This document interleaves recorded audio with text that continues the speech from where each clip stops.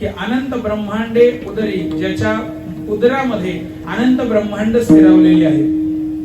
म्हणजे आपण ज्या शहरात राहतो ते शहर एका भागात येतं, तो भाग एका राज्यात येतो, ते राज्य एका देशात येतं, तो देश एका खंडात येतो, तो खंड एका ग्रहात येतो, तो ग्रह एका सूर्यमालेत येतो, ती सूर्यमाला एका आकाशगंगेमध्ये येते, ती आकाशगंगा अशी कृष्णविवरामध्ये येते, अशी अनेक कृष्णविवर मिळून एक ब्रह्मांड निर्माण होतं. अशी अनंत ब्रह्मांड ज्याच्या पोटात आहे तो हरी, तो परमात्मा, तो परमावतार साक्षात श्री कृष्णाच्या रूपाने तो हरी नंदाच्या घरी गोकुळामध्ये बालक स्वरूपामध्ये जन्माला आलेला आहे किंवा बालक स्वरूपामध्ये लीला करीत आहे.